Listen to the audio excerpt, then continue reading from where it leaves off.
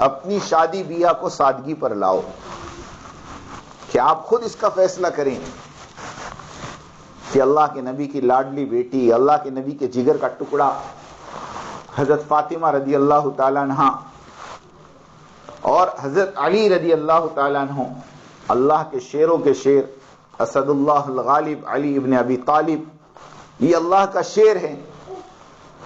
ایک طرف اللہ کے پیارے، ایک طرف نبی کی دلاری، دنیا میں اس سے بہترین جوڑا کوئی نہیں ہو سکتا۔ ہمارے بچے اور ہماری بچیاں حضرت علی اور فاطمہ سے بڑھ کر نہیں ہو سکتی، یہ تو طے ہے۔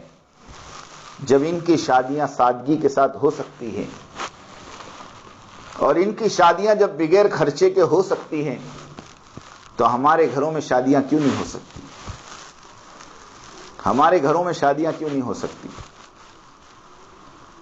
ہم سوچے تو صحیح کہ اتنی فضول خرچیاں آج اللہ معاف کریں، اور ایسے ایسے رواجات اور ایسی ایسی رسم کہ جس کا کوئی عطا پتہ نہیں شریعت میں اور سنت میں۔ ہمارے مفتی عباس صاحب ایک مرتبہ کہہ رہے تھے کہ دیکھو رسم کیسے بنتی ہیں، کہ ایک گھر میں شادی تھی اور اس گھر میں پالتو بلی تھی جو گھر میں رہتی تھی۔ اب مہمانوں کی آنے جانے کی کثرت کی وجہ سے وہ بلی سب کو پریشان کر رہی تھی، تو لڑکے کی ماں نے یعنی دولہے کی ماں نے یہ سوچا کہ گھر میں سارے مہمانوں کا آنا جانا لگا ہوا ہے، بارات جانے کی تیاری ہے، اب یہ بلی سب کو پریشان کر رہی ہے۔ اس نے بلی کو لے جا کر اپنے بیٹے کے یعنی دلہن کے کمرے میں پلنگ سے باندھ دیا، اور اس کے سامنے دودھ اور پانی رکھ دیا کہ ہم بارات میں جائیں گے، وہاں سے آئیں گے، پھر اس کو کھول دیں گے۔ اب اس کو کمرے میں بلی کو بند کر کے چلے گئے سب بارات میں۔ جب بارات سے واپس آئے تو دلہن کو جب گاڑی سے اتار کر دلہن کو دلہن کے کمرے میں لے جایا گیا، تو وہاں پر تو دولہے کی ماں نے بلی باندھی تھی پلنگ سے، تو فوراً آگے جا کر اس نے بلی کو کھولا، دودھ اور پانی ہٹایا اور دلہن کو پلنگ پہ بٹھا دیا۔ اب بات ختم ہو گئی۔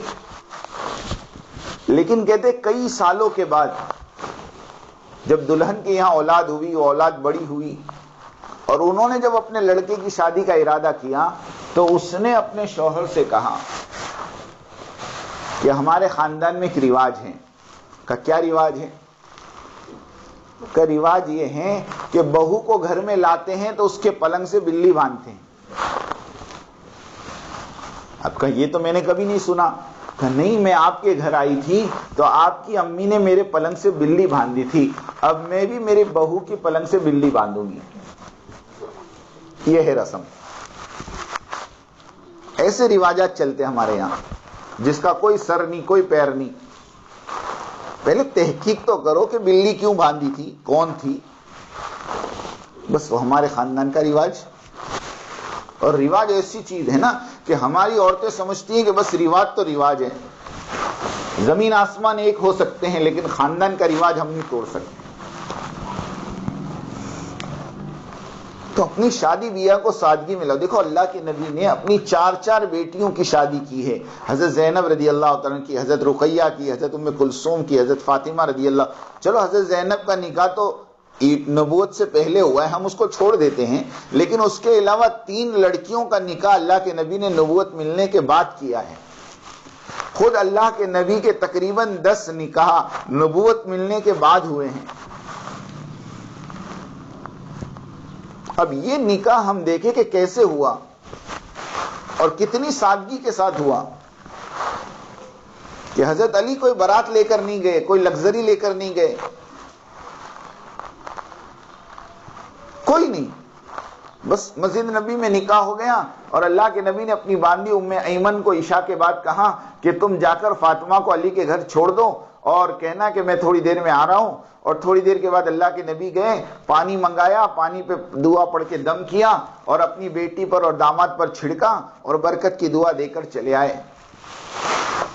کوئی ہجوم نہیں، کوئی کھانا پینا نہیں، کوئی فنکشن نہیں۔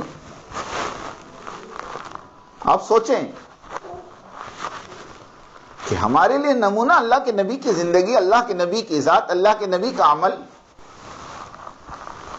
ہمیں نہیں پتا ہمارے اس رسم و رواج کی وجہ سے اور ہمارے ان لوازمات کی وجہ سے نہ جانے کتنی بچیاں ابھی بھی اپنے گھر بیٹھی ہیں.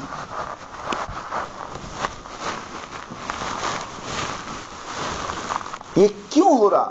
کیونکہ ان سارے لوازمات کو اور ان سارے رسومات کو ہم نے رواج دے رکھا ہے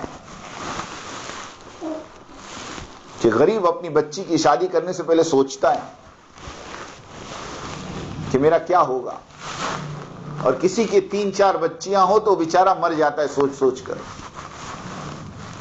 عملی قدم اٹھائیں اپنے بچوں کی، اپنی بچیوں کی، اپنے پوتے پوتیوں کی، نواسوں کی شادیاں سماج میں سادگی کے ساتھ پریکٹیکل کر کے بتائیں کہ شادیاں اس کو کہتے ہیں.